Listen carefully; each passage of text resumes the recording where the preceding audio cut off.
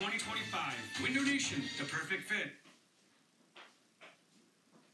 CBS Sports College Football Postgame Show is presented by Rocket Mortgage.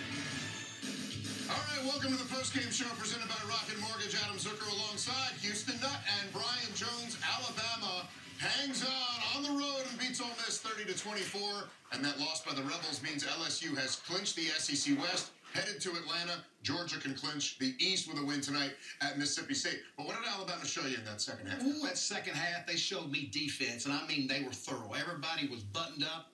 I mean, they stopped the run, did a really good job. Quinshon Judkins is something. We're going to be hearing his name a lot. I wish I'd like to see him have the ball there at the end a little bit more.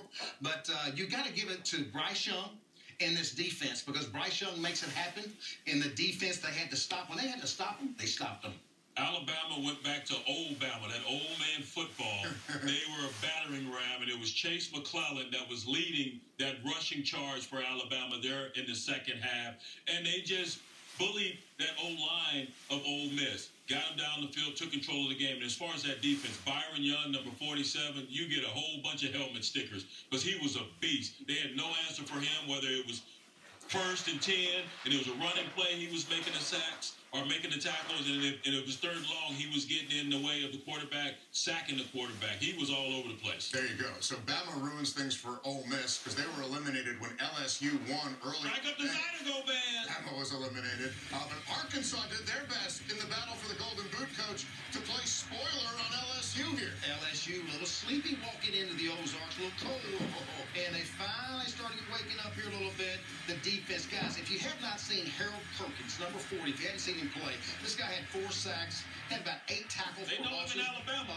They know him. This guy's a playmaker, a difference maker. And 4 sacks. How hard a coaching job is it when you come off a win like they had last week, they go for the 2-point conversion and the win, to now go on the road and face an Arkansas team, to keep this thing going for LSU? And at 11 o'clock, when it's 11 o'clock and the temperature's about 33, you probably don't feel like playing. But you better wake up. Right. And that's the thing that Coach Kelly, I'm sure he told him at halftime, hey, you better buckle up both chin straps because this is going to be a ball game. Listen, you're not going to always bring your A game.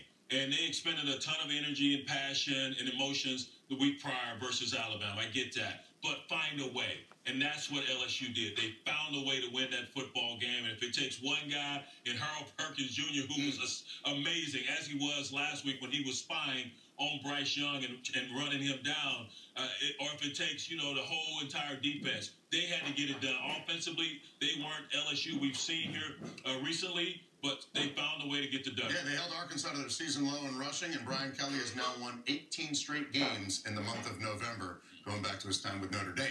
As we go to break, let's take a look at today's best, which included Jenny Dell getting back to her cheerleading roots as well from her days at UMass. She was on top of the formation. There you go. Going back to her roots. Hit 2 pick sixes in the first 30 seconds today against Clemson winning. Will Shipley. Not always a good idea, Coach. No. Eventually that was going to happen. Yep.